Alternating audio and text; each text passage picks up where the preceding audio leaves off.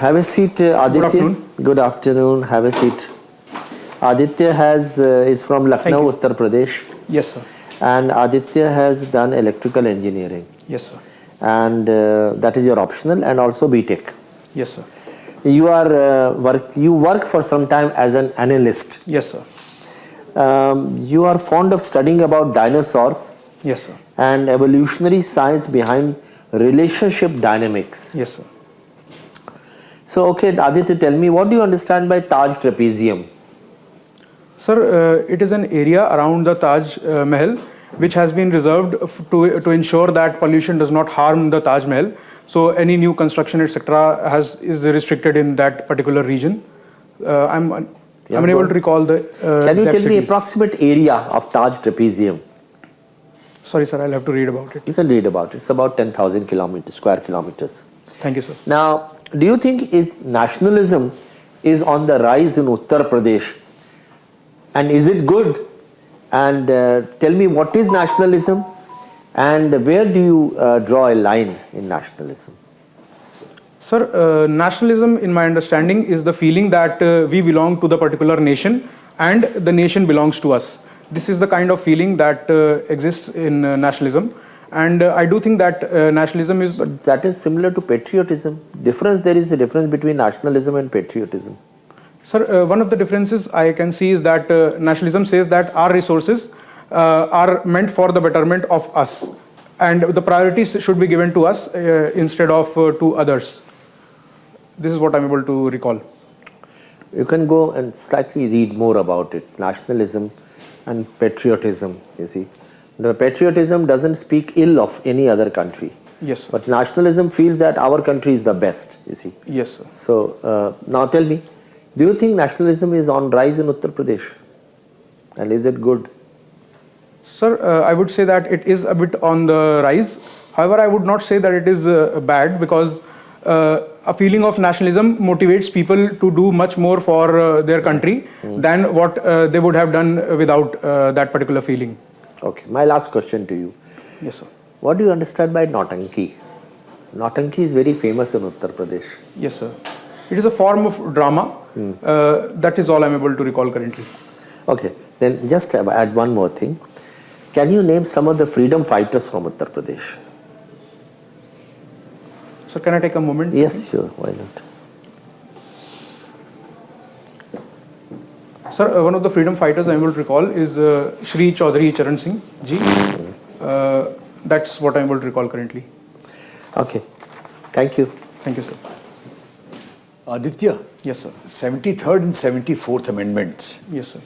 have ensured the political decentralization but not administrative decentralization. Yes, sir. What is your comment on it, and what is the way out?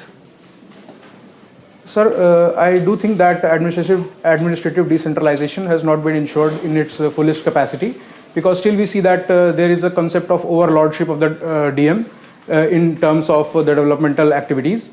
And I think that we need to devolve more power as well as more funds, and even empower the local bodies to generate their own funds to ensure that the participative democracy is upheld to its best. Okay. Can you tell me in brief a snapshot view of the Indian foreign policy since 1947 till date? Sir, initially we focused a lot on building our own capacity, because we did not have enough food also, and we relied on the PL 480 scheme for wheat. So once the Green Revolution was done in correspondence with the other nations, then we started making, in parallel we are also making our stand that we are in favor of the non-aligned movement. So we would not want to align. Can you tell me phase-wise, year-wise, phase-wise, and each phase either comes to an end or begins with a very important event? Can I take a moment to think? Yes.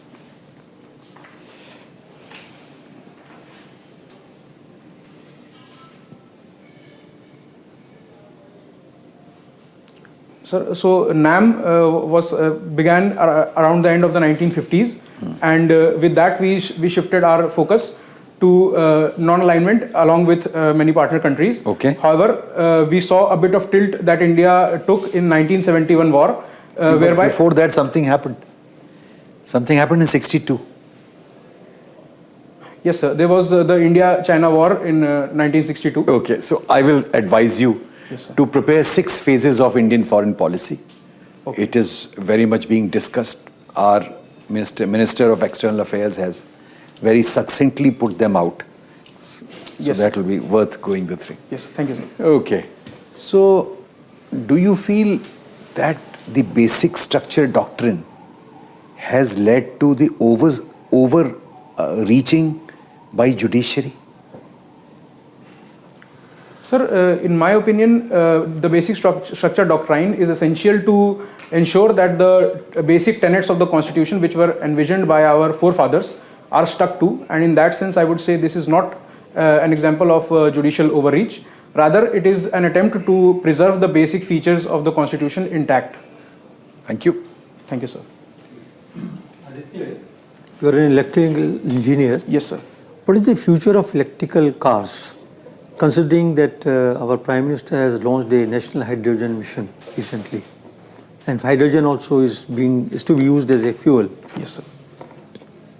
Sir, in my understanding, these both would probably exist as parallel mechanisms, just like we see today that few cars are running on petrol, few are running on diesel, few are running on CNG. Apart from that, there is also an element of commonality between the two, whereby we see that fuel cells can be used to power electric cars via the use of hydrogen. So that is another thing I would be looking forward to. Apart from that, there are numerous startups which are coming up in the same segment. So we would also see indigenization of... But will hydrogen as a fuel be more economical? Sir, it would be difficult to comment at the current scenario. However, I would hope that both of them would become pretty competitive, but it is not easy to see which one of them would dominate. Okay. You know something about RTI Act? Yes, sir. It was brought about to ensure transparency. Okay. But is it successful in India? Yes, sir. It has been largely successful. However, it has a few issues related to it which are pointed out time and again. For example, a large number of rejections were seen up till very recently, and however now the rejections have come down. Apart from that, I also read a few reports pointing out that various RTI activists have to face coercive measures by the general public. So those are the major challenges that the RTI Act currently faces. What happens if the officer concerned is not in a position to supply the information sought? Is there any penalty? Sir, I'm unable to recall if there is a penalty or not. However, the rejection can be done in particular cases like under Section 8 of the RTI. Apart from that, it is compulsory to provide RTI information within a particular time span. It never happens. The ground realities are very different. Even political parties are outside the purview. Judiciary is outside the purview of RTI Act. And CIC is being controlled by the government directly. Sir, I would say that there are certain things which have been put outside the purview of the definition of public authority, such as the judiciary, because that was essential to maintain the independence of the judiciary, which is also a basic feature of the constitution. Okay, one last question. Yes, sir. You come from Lucknow. What is Lucknowi Tehzeeb? Lucknowi Tehzeeb. Yes, sir. What is it? Sir, Tehzeeb refers to the word culture, and there are few prominent examples of Lucknowi culture. For example, Tunde Kebab and other cuisines of Lucknow are very famous. Apart from that, the architecture style of Awadh, which uses things like Lakhori brick and surkhi and other eatable materials to construct the Bada Imam Bada, That is etc. not Tehzeeb, Yes, it's a sir. different thing altogether. Tehzeeb is something else. Yes, sir. These are also components of the culture. The main thing that Tehzeeb refers to is the adab or respect and all those things which is associated with Lucknow.